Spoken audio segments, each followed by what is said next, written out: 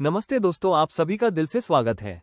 अगर आपको ये कहानी पसंद आ रही है तो कृपया आरपी स्टोरी चैनल को सब्सक्राइब करें, लाइक करें और अपने दोस्तों के साथ ज़्यादा से ज़्यादा शेयर करें। आपका एक छोटा सा सपोर्ट हमें और भी अच्छी कहानियां बनाने की प्रेरणा देता है। और हाँ दोस्तों, मुझे कमेंट करके जरूर बताएं कि आपकी कहानी कैसी लग रही है। आपके कमेंट हमारे लिए बहुत ही खास होते हैं। तो चलिए अब बढ़ते हैं आज की कहानी की तरफ। Chapter 1 no second chances. School की घंटी आज अलग ही ढंग से गूंज रही थी। आज छुट्टी का दिन नहीं था, न ही कोई सामान्य कार्यक्रम। आज वो दिन था जिसका इंतजार लिथियम माइन टाउन के हर बच्चे ने महीनों किया था। एलीट्स की एनुअल रिक्रूटमेंट ड्राइव। जर्जर सी इमारत वाला मिडिल स्कूल जिम्नेजियम खचाखच भरा हुआ था। लकड़ी की पुरानी बेंचों पर बैठे बच्चे बेसब्री से इधर उधर देख रहे थे। कुछ के चेहरे पर उत्साह था, कुछ के माथे पर पसीने की बूंदें। यह वही जगह थी जहां से तय होना था कौन साधारण मजदूर बनेगा और कौन एलीट। आरव की उंगलियां लगातार अपनी कुर्सी की धातु की रॉड पर बज रही थी। दिल की धड़कन इतनी तेज थी कि उसे लगता था पास बैठा मित्र भी सुन लेगा। आज मेरी जिंदगी बदल सकती है। सामने मंच पर प्रिंसिपल लंबा भाषण दे रहे थे। याद रखो बच्चों, ये दिव्य अवसर हर किसी को नहीं मिलता। डिवाइन सीरम तुम्हारी नियति बदल सकता है। राष्ट्र को तुमसे उम्मीदें हैं, लेकिन छात्रों के मन में भाषण कम। सपने ज्यादा दौड़ रहे थे। किसी ने अपने आप को भविष्य का नायक देखा, तो कोई गायक या अभिनेता की तरह चमकता सितारा बनने का सपना बुन रहा था। फुसफुसाहटों के बीच कोई बोला, सुना है इस बार खुद गोल्डन सिटी से कोई स्टार एलीट आने वाला है। शायद वही जिनके पोस्टर हमने कैफे में देखे थे। उत्साह उफान पर था, लेकिन जैसे ही दरवाजे खुले और अंदर प्रवेश किया हरी वर्दी पहने सैनिकों के दल ने, तो पूरा हॉल ठिठक गया। बच्चों की आंखों में चमक अचानक ठंडी पड़ गई। ये न गायक थे, न अभिनेता, न ही चमचमाते आइडल। ये तो थे फौजी एलीट, अनुशासित, कठोर चेहरे और खामोश निगाहें। हालांकि निराशा हवा में तैर गई, लेकिन दिल के किसी कोने में सबको मालूम था यही असली रक्षक थे। वही जिनकी वजह से गांवों और खानों पर आने वाले जादुई दानवों से देश बचा था। आरव की नजर उस महिला पर अटक गई जो सामने आकर खड़ी हुई थी। तेज लाल आंखें, गहरे हरे रंग की वर्दी और हाथ में धातु का ब्रीफकेस। उसकी चाल में ऐसा आत्मविश्वास था कि पूरा हॉल चुप हो गया। बच्चों, महिला की आवाज साफ और ठंडी थी। अब समय है सीरम देने का। डरना मत, ये तुम्हें तुम्हारा असली स्वरूप दिखाएगा। आरव की सांसें तेज हो गईं। उसके चारों ओर बच्चे सिहर रहे थे। कोई अपनी हथेलियां मल रहा था, कोई होंठ काट रहा था। जब नज़ मीरा उसके सामने आए, आरव ने आंखें बंद कर लीं। सुई चुभी और अगले ही पल आग जैसा दर्द, जैसे नसों में लावा दौड़ रहा हो, जैसे हर हड्डी टूट रही हो। सांस रुक गई, गला भर आया, आंखें अंधेरी हो गईं। ये तो सिर्फ चुभन भर होना चाहिए था। फिर ये क्या? आरव की चेतना डगमगाने लगी। शायद मैं वही हूं, वो एक बच्चा जो बच नहीं पाता। लेकिन तभी सांस लौट आए। दर्द धीरे धीरे कम हुआ। आंखें खुली और सबसे पहले उसने वही लाल आंखें देखी। नज़ मीरा मुस्करा रही थी। तुम तो लगभग चले ही गए थे, लेकिन यही अच्छा संकेत है। जब दर्द असहनीय हो तो अक्सर शक्ति असाधारण निकलती है। आरव ने अपनी बांह देखी, जहां पहले मेहनतकश हाथों की खुरदरी त्वचा और पुराने जख्म थे। वहां अब चमक रहा था 3 गहरे पंजों का निशान। ऐसा लग रहा था मानो किसी जानवर ने उसकी त्वचा फाड़ दी हो। लेकिन जब उसने छुआ तो चमड़ी बिल्कुल सही सलामत थी। उसका दिल धड़क उठा। ये क्या है? पंजों का निशान। लेकिन इसका मतलब क्या? इसी बीच मंच पर कर्नल राणा आ खड़े हुए। सुनो बच्चों, उनकी आवाज गूंज उठी। जिन्हें निशान मिला है वो चुने हुए हैं। बाकी अपनी कक्षाओं में लौट जाएं। जिनके शरीर ने शक्ति स्वीकार की है वही राष्ट्र का भविष्य है। और तब भी हॉल में दर्जनों सैनिक दाखिल हुए। उनकी गिनती बच्चों से दुगनी थी। हाथों में सख्त पकड़, चेहरे पर कोई भाव नहीं। बच्चों में खलबली मच गई। ये हमें कहाँ ले जा रहे हैं? क्या सचमुच एकेडमी? माँ, आरव का दिमाग घूम गया। वो बोलना चाहता था, पूछना चाहता था कि उसके साथ क्या हो रहा है, लेकिन डर ने गला जकड़ लिया। अगर मैंने सवाल पूछा और उन्होंने समझा कि सीरम मुझ पर काम नहीं कर पाया, तो क्या वो मुझे वापस खदान में फेंक देंगे? या? सैनिक आगे बढ़े। एक ने उसकी ओर झुककर कहा, थोड़ा चक्कर आ रहा है। चिंता मत करो, कुछ दिन की नींद और सब ठीक हो जाएगा। बस होमवर्क मत भूलना। आरव कुछ कह पाता, उससे पहले ही 2 सैनिकों ने उसे उठाकर ले जाया। अगली बार जब उसकी आंखें खुली तो वह लकड़ी की कुर्सी पर नहीं बल्कि एक आलीशान ट्रेन के डिब्बे में था। मुलायम बिस्तर, चमचमाती मेज और दीवार पर एक बटन जिस पर लिखा था रूम सर्विस। लेकिन बिस्तर का आराम, रेशमी चादरें और बाहर दौड़ती पटरियों की गूंज भी उसके सवालों का जवाब नहीं दे रही थी। उसकी नजर उस मेज पर गई जहां एक किताब और कागजों का ढेर रखा था। शीर्षक लिखा था, so you awakened your powers. Cover पर कार्टूनिश तस्वीरें बनी थीं, मानो ये किताब बच्चों को सिखाने के लिए थी। आरव ने किताब खोली और पढ़ना शुरू किया। बधाई हो, तुम चुने गए हो। तुम्हारी रगों में छुपा जादुई रक्त अब जागेगा। तुम्हें राष्ट्र की 5% एलीट में जगह मिली है। पहला कार्य है अपने भीतर की शक्ति जगाना, अपनी क्लास को पहचानना और उसके अनुरूप अपना पहला स्किल एक्टिवेट करना। आरव ने पन्ने पलटे। निशानों की लिस्ट, बर्फ के टुकड़े, आग की लपटें, धनुष, ढाल, जानवरों के पंजे, लेकिन 3 पंजों के गहरे निशान? कहीं नहीं। उसका दिल बैठ गया। ये क्या है? क्या मैं वाकई चुना गया हूं? या ये कोई गलती है? किताब में आखिरी पन्ना बस होमवर्क भर था, अपनी शक्तियों का विवरण। Strength, speed, abilities, side effects. लेकिन आरव? उसके पास तो कुछ भी लिखने को नहीं था। उसकी कलम हवा में अटक गई। खिड़की के पार अंधेरा गहराने लगा। ट्रेन की रफ्तार बढ़ गई और उसके मन में सिर्फ एक ही सवाल गूंज रहा था, क्या मैं सचमुच एलीट हूं? या बस एक गलती? लेकिन आरव का पंजों का निशान असल में क्या छुपा रहा है? और ट्रेन की मंजिल पर उसका इंतजार कौन कर रहा है? Chapter 2 into the unknown. Train की लोहे की पटरियों पर पहियों की खड़खड़ाहट लगातार गूंज रही थी। हर झटके के साथ डिब्बा हल्का सा हिल जाता और खिड़की से दिखता बदलता हुआ नजारा, कभी खेत, कभी वीरान पहाड़ियां, कभी धुंधली बस्तियां। अंदर माहौल शांत दिखता था, लेकिन सतह के नीचे बेचैनी बह रही थी। हर नया छात्र अपने अपने कमरे में था। किसी को बुखार जैसा लग रहा था, किसी के हाथ कांप रहे थे, तो कोई बस गहरी नींद में डूबा हुआ था। इसी बीच गार्ड्स अपनी रूटीन पेट्रोल पर थे। Sir, report. एक गार्ड ने अपने कमांडर को सलामी दी।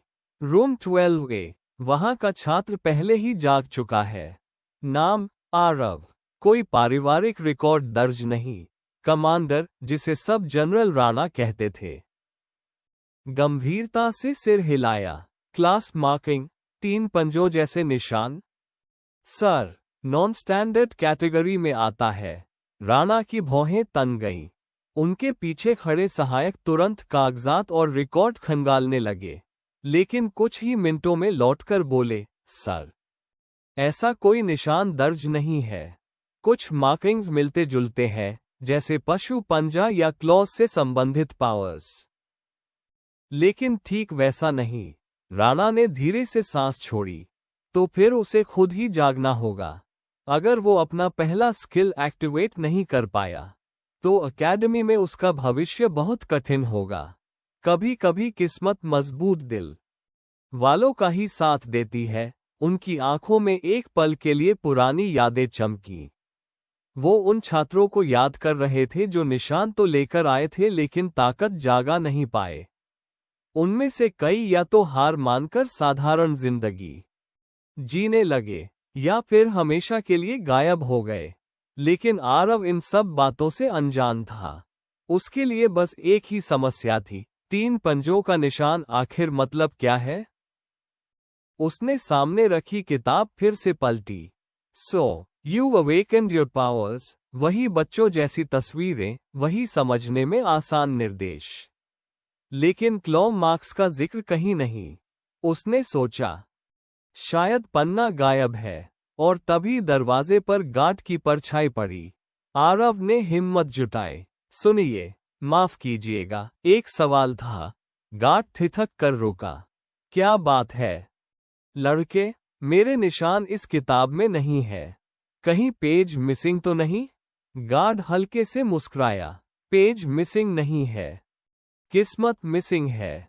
किताब में वही मार्किंग्स दर्ज हैं जो ज्यादातर बच्चों को मिलती है, बाकियों के लिए खैर डिवाइन सीरम रहस्यमय है। कभी कभी ऐसे नतीजे देता है जिन्हें कोई समझ ही नहीं पाता। आरव के माथे पर बल उभर आए। तो मैं क्या करूं? गार्ड ने अपनी आस्तीन ऊपर की। उसके हाथ पर गहरे भूरे रंग का भालू के पंजे जैसा निशान था। देखा, मैं ड्रूइड हूं, नेचर और जानवरों से जुड़ी ताकतें। लेकिन मैं भी ट्रेन में जाग नहीं पाया था। जब एकेडमी के गेट के पास पहली बार जंगल को छुआ, तभी मेरे भीतर की शक्ति फूटी। उसकी आंखें चमकी। तेरे पास भी शायद कुछ ऐसा ही है। अगर निशान क्लॉज जैसा है तो जानवरों से या अनार्म्ड कॉम्बैट से जुड़ा होगा। कोशिश कर, महसूस कर, जो सही लगे वही तेरा रास्ता है। आरव ने धीरे से सिर हिलाया। धन्यवाद। गार्ड बिना कुछ और बोले आगे बढ़ गया। उसके भारी जूतों की आहट दूर होती गई। आरव ने खिड़की खोली। बाहर की ठंडी हवा कमरे में भर गई। दूर तक फैले पहाड़ मानो उसे देख रहे थे। उसने अपनी बाजू पर बने लाल पंजों के निशान पर हाथ फेरा। एक पल के लिए उसे लगा जैसे वहां से हल्की सी गर्मी उठ रही हो, जैसे कोई ताकत उसके भीतर सोई हो और बाहर निकलने का इंतजार कर रही हो। दिल धड़कने लगा। क्या यही है? क्या मैं वाकई चोजन हूं? लेकिन जैसे ही उसने गहराई से ध्यान लगाने की कोशिश की, अचानक एक अजीब सी आवाज आए। ग्रर! आरव चौंक पड़ा। यह आवाज बाहर से नहीं थी, ये तो उसके कमरे के अंदर ही गूंजी थी। उसने चारों ओर नजर दौड़ाई। कमरा खाली था, सिर्फ वही किताब और वो निशान। उसके माथे पर पसीना छलक आया। क्या ये मेरे दिमाग का खेल है या फिर शक्ति सचमुच जाग रही है? ट्रेन झटका खाकर अचानक धीमी हो गई। आरव का दिल भी उसी ताल पर धड़क उठा। और तभी दरवाजे के ठीक पीछे किसी भारी कदमों की आहट गूंजी। लेकिन दरवाजे के पीछे कौन था? गार्ड? कोई और छात्र? या फिर उसकी अपनी शक्ति का रूप? Chapter 3 the early bird. Aarav बिस्तर पर धप से गिर पड़ा और खिड़की के बाहर देखने लगा। ट्रेन की हल्की हरी रोशनी और दूर दूर तक फैली पहाड़ियां उसे घूर रही थीं। लेकिन उसका दिमाग सिर्फ एक सवाल से भरा था, ये पंजों का निशान क्या है? मेरी शक्ति क्या हो सकती है? गार्ड की बातें याद आईं। निशान किसी जानवर से संबंधित होना चाहिए। इंसान के हाथों पर ऐसे निशान नहीं बनते। आरव ने सबसे पहले कोशिश की अपने हाथों पर पंजे उगाने की। क्लॉ! लेकिन कुछ नहीं हुआ। आरव ने माथा पकड़ा। नहीं, केवल नाम बोलने से एक्टिवेट नहीं होगा। बाकी स्टूडेंट्स तो आसानी से स्किल एक्टिवेट कर लेते हैं। बाकी लोग कैसे करते हैं? वो यह नहीं जानता था कि मुख्य डिब्बे में बैठे सुपरवाइजर्स छिपे कैमरों से उसकी हर हरकत देख रहे थे और उसके नाटक पर हंस रहे थे। आरव ने किताब खोली। Page 2 magic classes. अपने बिस्तर के नीचे रखे कास्टिंग असिस्टेंट्स का डिब्बा खोलो। बाएं हाथ के अंगूठे से उचित कास्टिंग मीडियम निकालो और अपनी पहली स्पेल एक्टिवेट करने की कोशिश करो। आरव ने निशान देखा। ये तो किसी स्पेल कास्टर का निशान नहीं है। अगले पन्ने पर चलो। अब प्रैक्टिस वेपन्स का डिब्बा खोलो। दाएं हाथ की तर्जनी से ताला खोलो। अपनी पसंद के अनुसार हथियार चुनो। यह सही लग रहा था। आरव ने घुटनों के बल बैठकर ऊपरी दराज खोला। अंदर साधारण और अजीबो-गरीब हथियार रखे थे, छोटे चाकू, सिंगल हैंडेड क्रॉसबो और एक चेन से बंधा कुल्हाड़ा जो देखने में उपयोगकर्ता को ही चोट पहुंचा सकता था।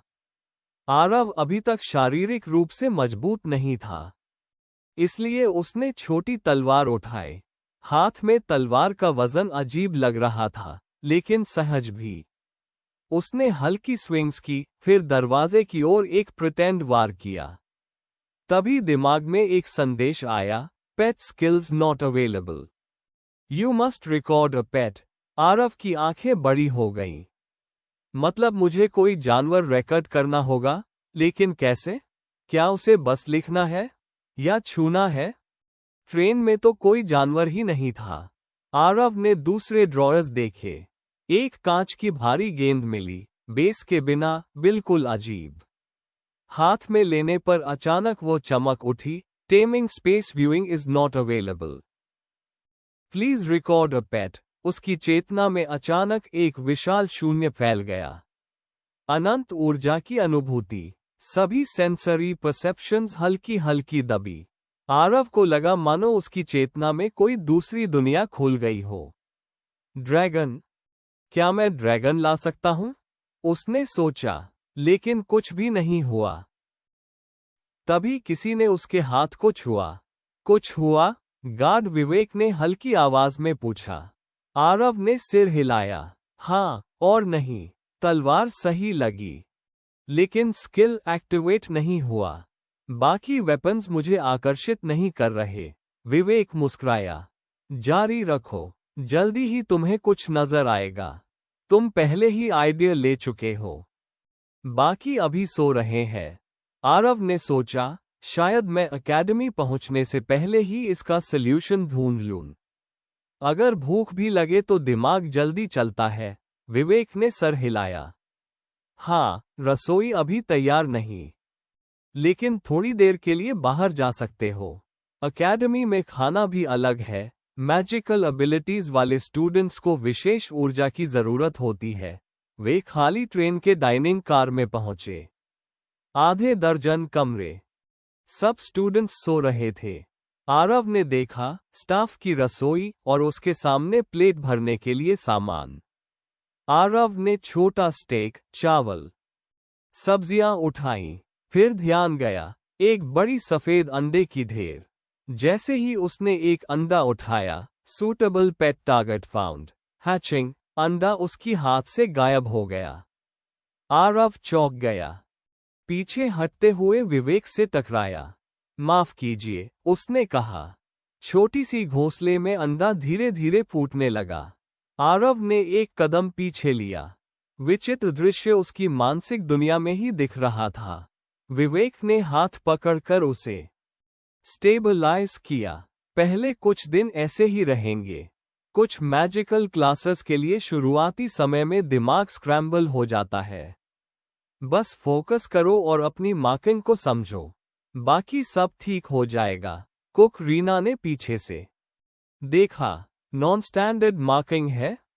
कैसा दिखता है? विवेक ने हंसते हुए बताया। 3 बड़े पंजों के निशान, छोटे नर्ड मार्किंग्स जैसी नहीं। आरव ने देखा, रीना ने हाथ ऊपर किया।